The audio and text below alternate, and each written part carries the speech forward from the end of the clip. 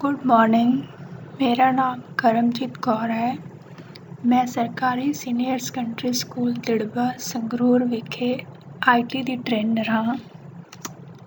ਆਪਣੀ ਵੀਡੀਓ ਦਾ ਅੱਜ ਦਾ ਟੌਪਿਕ ਹੈ ਰਾਈਟਿੰਗ ਸਕਿੱਲਸ ਸੈਂਟੈਂਸਸ। ਆਪਣੀ ਵੀਡੀਓ ਦੇ ਟੌਪਿਕਸ ਹਨ what is sentence, what is phrase, parts of sentence, basic parts of speech, type of sentences like active and passive, type of sentences ਉਹਨਾਂ ਦੇ purpose ਦੇ according ਅਤੇ paragraph।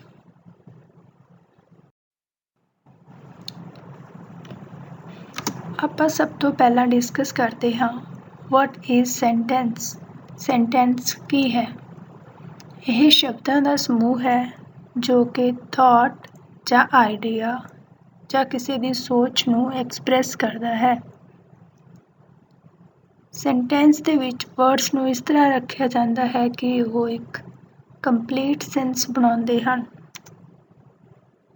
Sentence ਹਮੇਸ਼ਾ capital letter ਤੋਂ ਸ਼ੁਰੂ ਹੁੰਦਾ ਹੈ ਅਤੇ ਫੁੱਲ ਸਟਾਪ, ਪ੍ਰਸ਼ਨ ਚਿੰਨ੍ਹ ਜਾਂ ਹੈਰਾਨੀਵਾਚਕ ਚਿੰਨ੍ਹ ਦੇ ਨਾਲ ਐਂਡ ਕੀਤਾ ਜਾਂਦਾ ਹੈ। ਜੇਕਰ ਆਪਾਂ ਸੈਂਟੈਂਸ ਨੂੰ ਕਲੀਅਰਲੀ ਨਾ ਲਿਖੀਏ ਤਾਂ ਇੱਕ ਲਿਖੇ ਹੋਏ ਸੈਂਟੈਂਸ ਦਾ ਵੱਖਰਾ ਮੀਨਿੰਗ ਵੀ ਕੱਢਿਆ ਜਾ ਸਕਦਾ ਹੈ। Next, what is phrase। phrase ਕੀ ਹੈ? phrase ਸੈਂਟੈਂਸ ਦੀ ਇੱਕ ਛੋਟੀ ਯੂਨਿਟ ਹੈ। phrase ਦੇ ਜਾਂ ਤਾਂ ਸਬਜੈਕਟ ਜਾਂ ਵਰਬ ਜਾਂ ਫਿਰ ਦੋਨੋਂ ਨਹੀਂ ਹੁੰਦੇ। 8 ਕਾਮਨ ਟਾਈਪ ਹਨ known, verb, gerund, infinitive, appositive, participle, prepositional and absolute। ਉਦਾਹਰਣ getting a promotion is exciting, to see Niagara Falls is mind-boggling। ਤੁਸੀਂ ਦੇਖ ਸਕਦੇ ਹੋ ਦੋਨਾਂ ਉਦਾਹਰਨਾਂ ਦੇ ਵਿੱਚ ਸਬਜੈਕਟ ਨਹੀਂ ਦਿੱਤਾ ਗਿਆ। ਇਸ ਦਾ ਮਤਲਬ ਇਹਨਾਂ ਨੂੰ ਆਪਾਂ ਫਰੇਜ਼ ਬੋਲਾਂਗੇ, ਨਾ ਕਿ ਅੱਗੇ ਆਪਾਂ ਸੈਂਟੈਂਸ ਦੇ ਪਾਰਟਸ ਡਿਸਕਸ ਕਰਦੇ ਹਾਂ। ਸੈਂਟੈਂਸ ਦੇ ਮੇਨ ਪਾਰਟ ਹਨ ਸਬਜੈਕਟ, ਵਰਬ ਅਤੇ ਆਬਜੈਕਟ। ਹਰੇਕ ਸੈਂਟੈਂਸ ਦੇ ਵਿੱਚ ਸਬਜੈਕਟ ਅਤੇ ਵਰਬ ਹੁੰਦਾ ਹੈ। ਆਬਜੈਕਟ ਆਪਸ਼ਨਲ ਹੁੰਦਾ ਹੈ। ਹਰੇਕ ਸੈਂਟੈਂਸ ਦੇ ਵਿੱਚ ਵਰਡਸ ਦਾ ਆਪਣਾ ਪਲੇਸ ਹੈ ਅਤੇ ਹਰੇਕ ਵਰਡ ਆਪਣਾ ਇੱਕ ਵੱਖਰਾ ਰੋਲ ਨਿਭਾਉਂਦਾ ਹੈ। ਉਦਾਹਰਣ he cooked dinner। ਇਸ ਦੇ ਵਿੱਚ he ਕੀ ਹੈ? ਸਬਜੈਕਟ, cooked ਕੀ ਹੈ? verb and dinner ਕੀ ਹੈ? ਆਬਜੈਕਟ। ਸਬਜੈਕਟ, ਵਰਬ ਅਤੇ ਆਬਜੈਕਟ ਦੇ ਵਿੱਚ ਆਪਾਂ ਡਿਟੇਲ ਵਿੱਚ ਅੱਗੇ ਡਿਸਕਸ ਕਰਾਂਗੇ। ਜਿਵੇਂ ਕਿ ਇਸ ਪਿਕਚਰ ਦੇ ਵਿੱਚ ਦੇਖਦੇ ਹਾਂ, ਇਹ ਲੜਕੀ ਹੌਟ ਡੌਗ ਖਾਂਦੀ ਹੈ। she eats a hot dog। she is a subject, eats is a verb and a hot dog is a object। ਹੋਰ ਉਦਾਹਰਨਾਂ ਦੇ ਨਾਲ ਦੇਖਦੇ ਹਾਂ did you work on your project। ਕੀ ਤੁਸੀਂ ਆਪਣਾ ਕੰਮ ਕਰ ਲਿਆ ਹੈ? I completed it yesterday। ਮੈਂ ਇਹ ਕੱਲ੍ਹ ਪੂਰਾ ਕਰ ਲਿਆ ਸੀ। that's good। ਇਹ ਬਹੁਤ ਵਧੀਆ ਹੈ। ਤੁਸੀਂ ਦੇਖ ਸਕਦੇ ਹੋ ਤਿੰਨੋਂ ਸੈਂਟੈਂਸਸ ਨੂੰ ਕੁਐਸਚਨ ਮਾਰਕ, ਐਕਸਕਲੇਮੇਸ਼ਨ ਮਾਰਕ ਜਾਂ ਫੁੱਲ ਸਟਾਪ ਨਾਲ ਬੰਦ ਕੀਤਾ ਗਿਆ ਹੈ। ਹੁਣ ਆਪਾਂ ਸਬਜੈਕਟ ਦੇ ਬਾਰੇ ਡਿਟੇਲ ਵਿੱਚ ਡਿਸਕਸ ਕਰਦੇ ਹਾਂ। ਸਬਜੈਕਟ ਕੀ ਹੈ?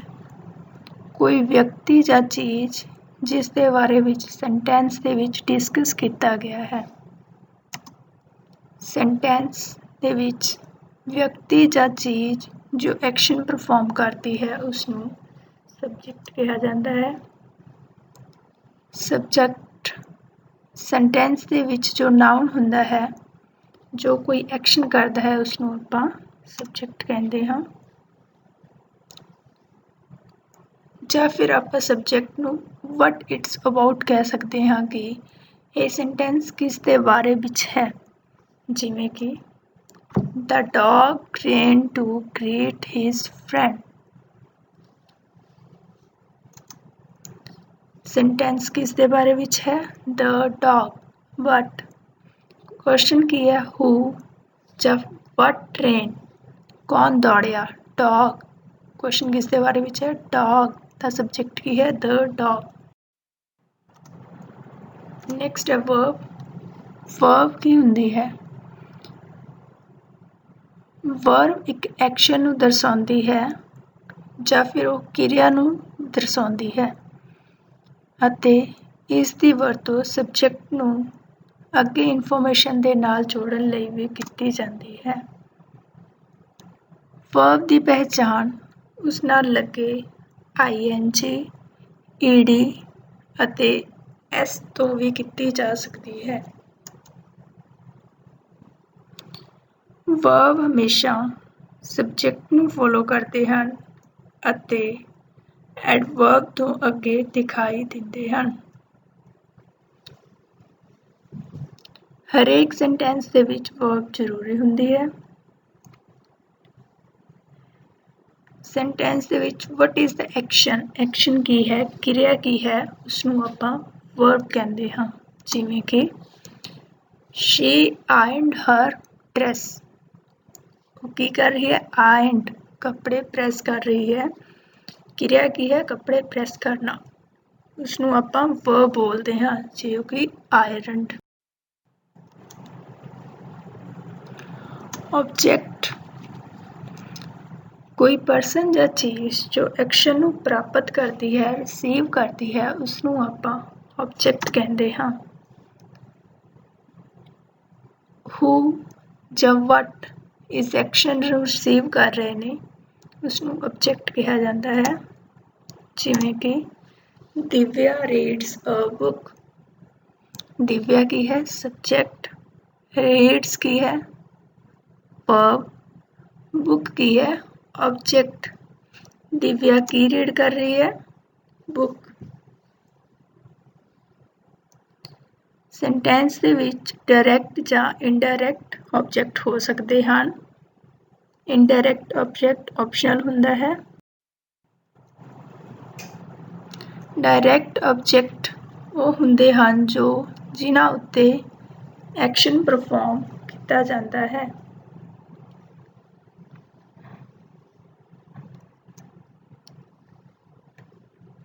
ਇਹੀ ਆਪਣੇ what ਕੁਐਸਚਨ ਦਾ ਆਨਸਰ ਹੁੰਦੇ ਹਨ। ਜਿਵੇਂ ਕਿ ਦਿਵਿਆ ਰੀਡਸ ਅ ਬੁੱਕ। ਦਿਵਿਆ ਕੀ ਰੀਡ ਕਰ ਰਹੀ ਹੈ? ਅ ਬੁੱਕ।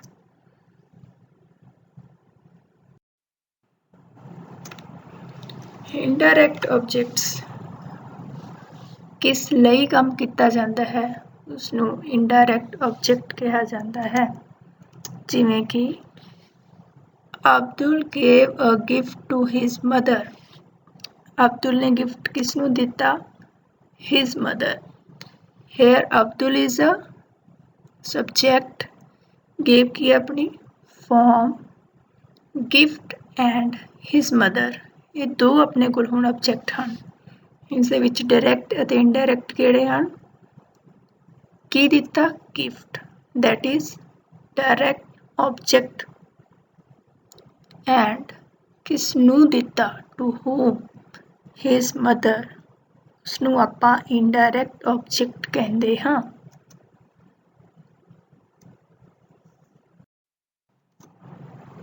ਡਾਇਰੈਕਟ ਅਤੇ ਇਨਡਾਇਰੈਕਟ ਆਬਜੈਕਟਸ ਦੀਆਂ ਕੁਝ ਹੋਰ ਉਦਾਹਰਨਾਂ। Reema bought vegetables. ਆਬਜੈਕਟ ਕੀ ਹੈ?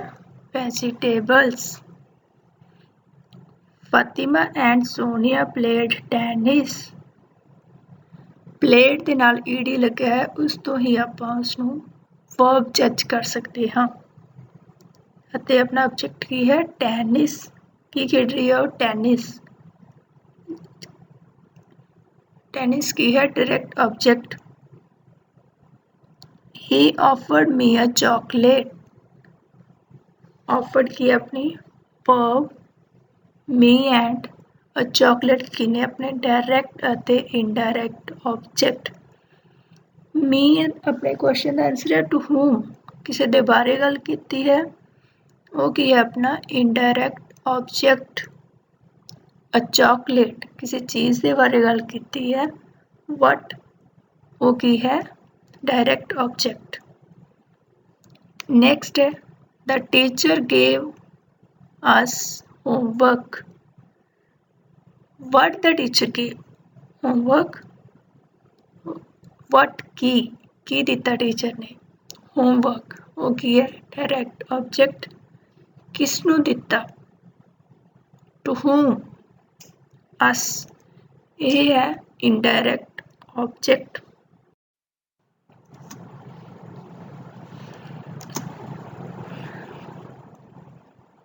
ਇੱਕ ਸੈਂਟੈਂਸ ਦੇ ਸਾਰੇ ਪਾਰਟਸ ਡਿਸਕਸ ਕਰਦੇ ਹਾਂ ਵਿਦ ਉਦਾਹਰਨ। ਜਿਵੇਂ Abdul gave a gift to his mother। Abdul ਕੌਣ ਹੈ ਜੋ ਕਿਰਿਆ ਕਰ ਰਿਹਾ ਹੈ, ਜੋ ਕਿਰਿਆ ਕਰਦਾ ਹੈ ਉਹ ਕੀ ਹੈ ਸਬਜੈਕਟ। ਅਬਦੁਲ ਕੀ ਹੈ ਸਬਜੈਕਟ। gave ਕੀ ਹੈ ਕਿਰਿਆ ਦੇਣਾ, ਕੁਝ ਦੇ ਰਹੇ ਹਾਂ ਕੁਝ ਕਰ ਰਹੇ ਹਾਂ that is verb।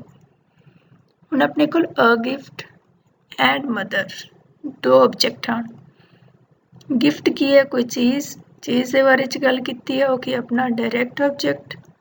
ਅਤੇ ਕਿਸੇ ਦੇ ਬਾਰੇ 'ਚ ਗੱਲ ਕੀਤੀ ਹੈ to whom, mother ਉਹ ਕੀ ਆਪਣਾ indirect object। Capitalisation rules. ਜਿਵੇਂ ਕਿ ਸਾਨੂੰ ਪਤਾ ਹੈ ਹਰ ਸੈਂਟੈਂਸ ਕੈਪੀਟਲ ਲੈਟਰ ਨਾਲ ਹੀ ਸ਼ੁਰੂ ਹੁੰਦਾ ਹੈ। ਸੈਂਟੈਂਸ ਦੇ ਸ਼ੁਰੂ ਤੋਂ ਇਲਾਵਾ ਕਈ ਹੋਰ ਥਾਵਾਂ 'ਤੇ ਵੀ ਕੈਪੀਟਲ ਲੈਟਰਸ ਦੀ ਵਰਤੋਂ ਕੀਤੀ ਜਾਂਦੀ ਹੈ। ਇਸ ਨੂੰ ਸਮਝਣ ਦੇ ਲਈ ਆਪਾਂ ਮਿੰਟਸ MINTS ਵਰਡ ਦੀ ਵਰਤੋਂ ਕਰਦੇ ਹਾਂ। ਮਿੰਟਸ ਇੱਕ ਰੂਲਸ ਨੇ ਜੋ ਕੈਪੀਟਲਾਈਜ਼ ਨੂੰ ਸਮਝਣਾ ਸੁਖਾਲਾ ਕਰਦੇ ਹਨ, ਜੋ ਆਪਾਂ ਦੇਖਦੇ ਹਾਂ। ਮਿੰਟ ਟੇਬਲ, ਇਸ ਦੇ ਵਿੱਚ ਹਰ ਇੱਕ ਸ਼ਬਦ ਦਾ ਆਪਣਾ ਮੀਨਿੰਗ ਹੈ, ਜਿੱਦਾਂ ਕਿ M the meaning months, I means words, I ਇੱਕ word ਹੈ, N means names, T means titles, S means sentence ਦੀ starting। ਰੂਲ ਕੀ ਹੈ ਕਿਤੇ ਵੀ ਮੰਥ ਮਹੀਨੇ ਦਾ ਨਾਮ ਆਇਆ ਉੱਥੇ ਆਪਾਂ ਕੈਪੀਟਲ ਯੂਜ਼ ਕਰਾਂਗੇ ਫਸਟ ਲੈਟਰ। ਜਿਵੇਂ ਕਿ I will go to college in June। ਜੂਨ ਦੇ ਵਿੱਚ ਕੀ ਹੈ J ਕੈਪੀਟਲ। ਸੈਂਟੈਂਸ ਦੇ ਵਿੱਚ ਕਿਤੇ ਵੀ I ਵਰਡ ਆਉਂਦਾ ਹੈ ਉਹਨੂੰ ਆਪਾਂ ਕੈਪੀਟਲ ਰੱਖਾਂਗੇ। ਜਿਵੇਂ every day I play tennis with him। I ਨੂੰ ਆਪਾਂ ਕੈਪੀਟਲ ਰੱਖਿਆ। ਨੇਮਸ, ਕਿਸੇ ਦਾ ਵੀ ਨੇਮ ਹੋਵੇ ਜਿੱਦਾਂ ਵਿਦਿਆ, ਰਾਜਸਥਾਨ, ਕਿਸੇ ਪਲੇਸ ਦਾ ਨਾਮ, ਕਿਸੇ ਪੀਪਲ ਦਾ ਨਾਮ, ਉਹਦਾ ਵੀ ਫਸਟ ਲੈਟਰ ਕੈਪੀਟਲ। ਟਾਈਟਲ, ਕਿਸੇ ਦੇ ਅਹੁਦੇ ਦੇ ਬਾਰੇ ਗੱਲ ਕੀਤੀ ਹੈ, ਜਿੱਦਾਂ doctor Shah and mister Patel work together. Doctor ਕੀ ਹੈ ਉਸਦਾ ਅਹੁਦਾ D ਕੈਪੀਟਲ। ਅਤੇ ਸੈਂਟੈਂਸ ਦੀ ਸਟਾਰਟਿੰਗ ਫਸਟ ਲੈਟਰ ਕੀ ਹੁੰਦਾ ਹੈ ਹਮੇਸ਼ਾ ਕੈਪੀਟਲ ਹੁੰਦਾ ਹੈ। The cat ran out of the house, the capital T। ਪੰਕਚੁਏਸ਼ਨਸ ਕੀ ਹੁੰਦੇ ਹਨ? ਪੰਕਚੁਏਸ਼ਨ ਚਿੰਨ੍ਹਾਂ ਦਾ ਸਮੂਹ ਹੁੰਦੇ ਹਨ, ਜਿਵੇਂ ਕਿ ਫੁੱਲ ਸਟਾਪ ਤੇ ਕੋਮਾ ਆਦਿ। ਇਹ ਸਾਨੂੰ ਸੈਂਟੈਂਸ ਨੂੰ ਡਿਫਰੈਂਟ ਪਾਰਟਸ ਦੇ ਵਿੱਚ ਵੰਡਣ ਅਤੇ ਉਸ ਦਾ ਮੀਨਿੰਗ ਐਕਸਪਲੇਨ ਕਰਨ ਵਿੱਚ ਮਦਦ ਕਰਦੇ ਹਨ। ਜਿਵੇਂ ਕੈਪੀਟਲਾਈਜੇਸ਼ਨ ਦੇ ਰੂਲ ਹਨ ਉੱਦਾਂ ਹੀ ਪੰਕਚੁਏਸ਼ਨ ਦੇ ਵੀ ਕੁਝ ਆਪਣੇ ਰੂਲ ਹਨ। ਫਸਟ ਪੰਕਚੁਏਸ਼ਨ ਮਾਰਕ ਹੈ ਫੁੱਲ ਸਟਾਪ। ਫੁੱਲ ਸਟਾਪ ਦੀ ਵਰਤੋਂ ਦੋ ਸੈਂਟੈਂਸਿਸ ਨੂੰ ਸੈਪਰੇਟ ਕਰਨ ਲਈ ਕੀਤੀ ਜਾਂਦੀ ਹੈ ਅਤੇ ਸੈਂਟੈਂਸ ਦੇ ਹਮੇਸ਼ਾ ਐਂਡ ਵਿੱਚ ਕੀਤੀ ਜਾਂਦੀ ਹੈ। This is a sentence, this is another sentence, ਵਿਚਕਾਰ ਫੁੱਲ ਸਟਾਪ ਆਏਗਾ। ਸੈਕਿੰਡ ਹੈ ਕੋਮਾ। ਕੋਮਾ ਦੀ ਵਰਤੋਂ ਸੈਂਟੈਂਸ ਦੇ ਵਿੱਚ ਪੌਜ਼ ਦੇਣ ਲਈ ਕੀਤੀ ਜਾਂਦੀ ਹੈ, ਜਿਵੇਂ After the waiter gave me a menu card, I ordered food. Comma ਦੀ ਵਰਤੋਂ ਲਿਸਟ ਬਣਾਉਣ ਲਈ ਵੀ ਕੀਤੀ ਜਾਂਦੀ ਹੈ, ਜਿੱਦਾਂ I bought apple, oranges and grapes. Third one is question mark. ਇਸ ਦੀ ਵਰਤੋਂ ਪੁੱਛੇ ਗਏ ਪ੍ਰਸ਼ਨ ਦੇ ਐਂਡ ਵਿੱਚ ਕੀਤੀ ਜਾਂਦੀ ਹੈ, ਜਿਵੇਂ What is your name? Exclamation mark ਹੈਰਾਨੀਵਾਚਕ ਚਿੰਨ੍ਹ ਦੀ ਵਰਤੋਂ ਕਿਸੇ ਦੀ ਸਟਰੋਂਗ ਫੀਲਿੰਗ ਜਿਵੇਂ ਹੈਰਾਨ ਹੋਣਾ, ਸ਼ੌਕ, ਗੁੱਸਾ, ਜੋਏ, ਖੁਸ਼ੀ ਆਦਿ ਦਰਸਾਉਣ ਲਈ ਕੀਤੀ ਜਾਂਦੀ ਹੈ। What a pleasant surprise! You are late. Apostrophe ਇਸ ਦੀ ਵਰਤੋਂ ਕੀਤੀ ਜਾਂਦੀ ਹੈ ਕਿ ਕੋਈ ਚੀਜ਼ ਕਿਸੇ ਨੂੰ ਬਿਲੋਂਗ ਕਰਦੀ ਹੈ, ਜਿਵੇਂ ਕਿ That is Divya's pen. ਕਿਸ ਦਾ ਪੈਨ ਹੈ? Divya's. Question mark.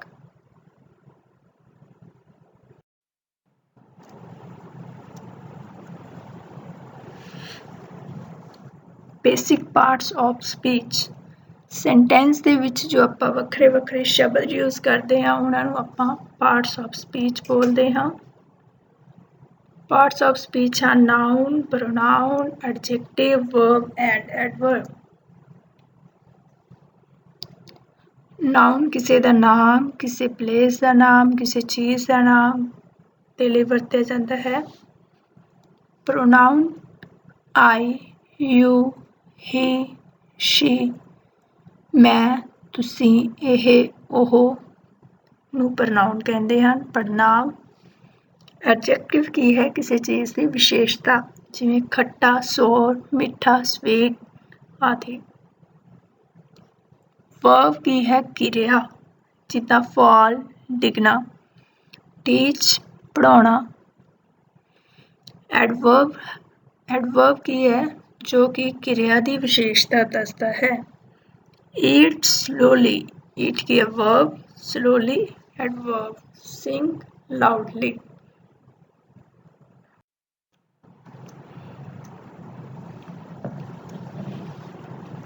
ਹੁਣ ਦੇਖਦੇ ਹਾਂ ਇਹ ਬੇਸਿਕ ਪਾਰਟਸ ਆਫ ਸਪੀਚ ਨੂੰ ਕਿਵੇਂ ਵਰਤਣਾ ਹੈ। Wow, Rima went to the studio and met a famous actor.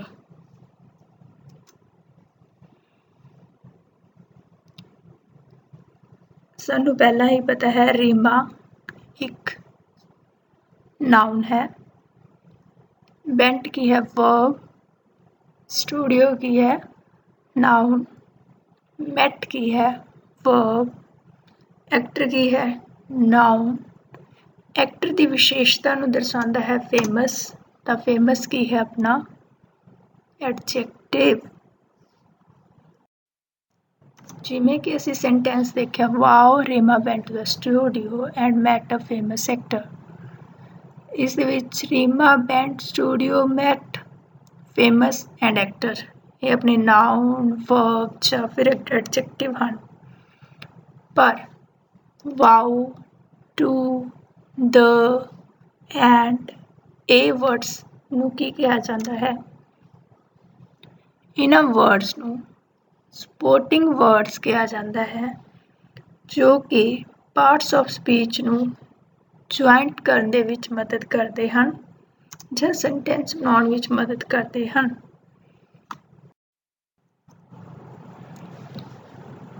Supporting parts of speech ਹਨ ਆਰਟੀਕਲ, ਕੰਜੰਕਸ਼ਨ, ਪ੍ਰੈਪੋਜੀਸ਼ਨ, ਇੰਟਰਜੈਕਸ਼ਨਸ। ਆਰਟੀਕਲਸ ਹਨ ਏ, ਐਂਡ, ਦ। ਕੰਜੰਕਸ਼ਨਸ ਹਨ ਜੋ ਕਿ ਦੋ ਸੈਂਟੈਂਸਾਂ ਨੂੰ ਜੋੜਦੀ ਹੈ, ਜਿਵੇਂ ਇਹ। ਪ੍ਰੈਪੋਜੀਸ਼ਨਸ ਹਨ ਇਨ, ਔਨ, ਅੰਡਰ। ਇਸ ਉਦਾਹਰਨ ਦੇ ਨਾਲ ਆਪਾਂ ਪਾਰਟਸ ਆਫ ਸਪੀਚ ਨੂੰ ਸਮਝਦੇ ਹਾਂ। She was an amazing clinician who came up with many innovative ways to treat patients।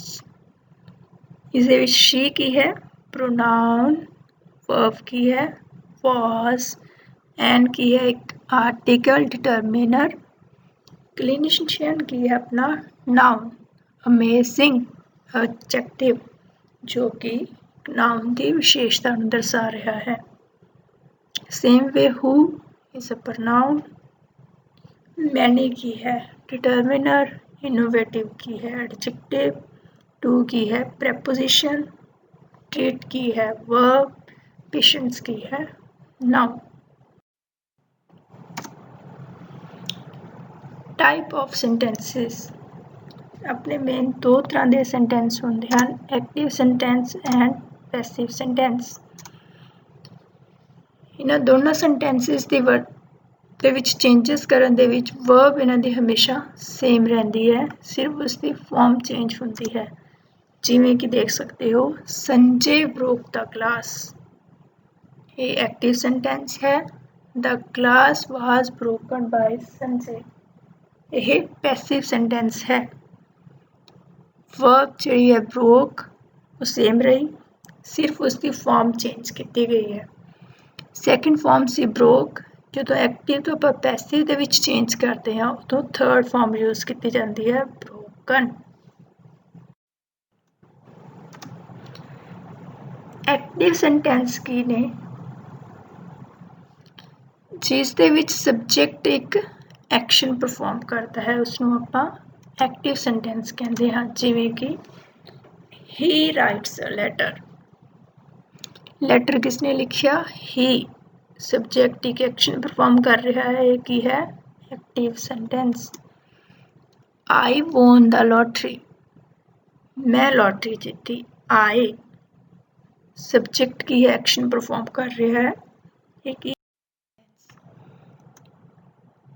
Passive sentence होंदे हैं जिन्हां दे विच सब्जेक्ट एक्शन प्राप्त करता है, रिसीव करता है। जिवें कि a letter is written by him, the lottery was won by me. इन्हां दोनों दे विच सब्जेक्ट क्रिया प्राप्त कर रहे हैं।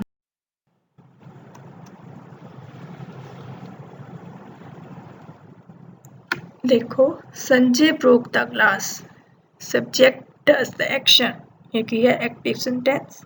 द ग्लास सब्जेक्ट की थां है, एक ही एक्शन रिसीव कर रहा है, तो इसनों आपां पैसिव सेंटेंस बोलते। एक्टिव टू पैसिव चेंज करन दे रूल ने, आपां फर्स्ट या सैकेंड फॉर्म की थर्ड फॉर्म बना लेंदे हैं, उस तो बाद बाय यूज करते हैं। सब्जेक्ट नूं एज अ ऑब्जेक्ट ਅਤੇ ऑब्जेक्ट नूं एज अ सब्जेक्ट वरत्या जाता है।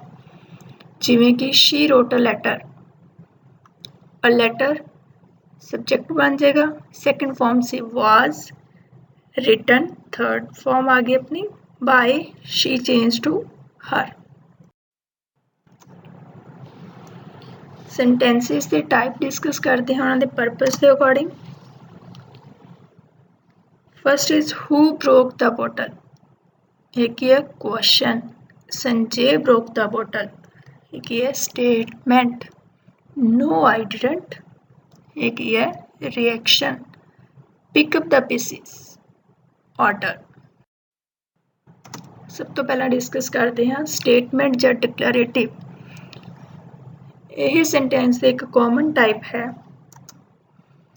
यह किसी इन्फॉर्मेशन या फैक्ट के बारे दसदी है ਅਤੇ हमेशा फुल स्टॉप के नाल बंद किया जाता है। Example I go to school, it is very cold, I completed my project, सब नूं फुल स्टॉप नाल बंद किया गया है। सैकेंड है क्वेश्चन और इंटैरोगेटिव।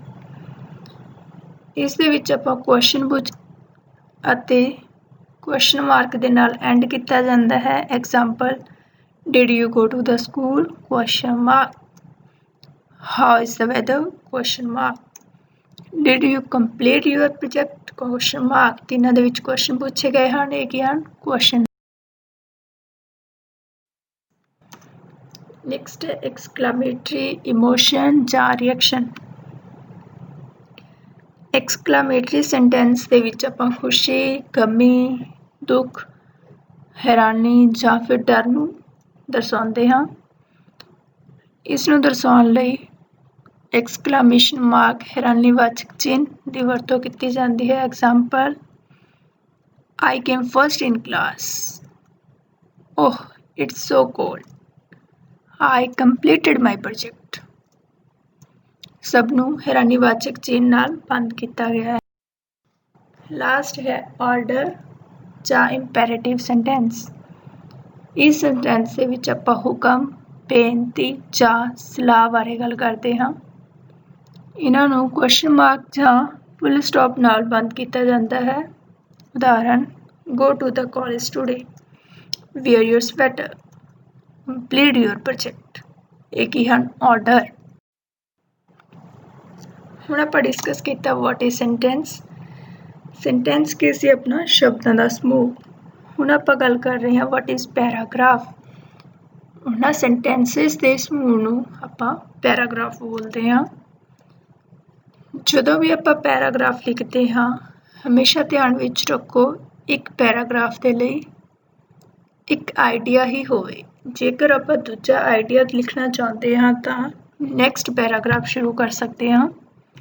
ਫॉर ਐਗਜ਼ਾਮਪਲ, ਜੇਕਰ ਅਸੀਂ ਆਪਣੇ ਸਕੂਲ ਦੇ ਬਾਰੇ ਵਿੱਚ ਲਿਖ ਰਹੇ ਹਾਂ ਤਾਂ ਪਹਿਲੇ ਪੈਰਾ ਵਿੱਚ ਉਸਦਾ ਨਾਮ, ਸਥਾਨ, ਸਾਈਜ਼ ਦੇ ਬਾਰੇ 'ਚ ਗੱਲ ਕਰਾਂਗੇ ਅਤੇ ਉਸ ਸਕੂਲ ਦੇ ਬਾਰੇ 'ਚ ਲਾਈਕ ਕੀ ਕਰਦੇ ਹਾਂ ਉਸ ਦੇ ਲਈ ਆਪਾਂ ਨੈਕਸਟ ਪੈਰਾਗ੍ਰਾਫ ਦੀ ਵਰਤੋਂ ਕਰਦੇ ਹਾਂ। Example, I go to government senior secondary school Tidba. It is very big school. It has many good teachers. There are about 800 students in my class. In my school. My school is on the main road, very close to the city railway station. ਇਹ ਸਭ ਕੀ ਹੈ? ਉਸਦੇ ਬਾਰੇ ਵਿੱਚ, ਉਸਦੇ ਸਥਾਨ ਦੇ ਬਾਰੇ ਵਿੱਚ ਗੱਲ ਕੀਤੀ, ਉਸਦੇ ਸਾਈਜ਼ ਦੇ ਬਾਰੇ ਵਿੱਚ ਗੱਲ ਕੀਤੀ ਹੈ। ਨੈਕਸਟ ਆਪਾਂ ਡਿਸਕਸ ਕਰਦੇ ਹਾਂ ਕਿ ਸਕੂਲ ਦੇ ਵਿੱਚ ਪਸੰਦ ਕੀ ਹੈ ਆਪਾਂ ਨੂੰ। ਉਸਦੇ ਲਈ ਨੈਕਸਟ ਪੈਰਾਗ੍ਰਾਫ ਸ਼ੁਰੂ ਕੀਤਾ ਹੈ। ਜਿਵੇਂ ਕਿ I love going to school and learning about new things. My school has a playground. I play with my friends. It has library also. I love my school. Thanks for watching.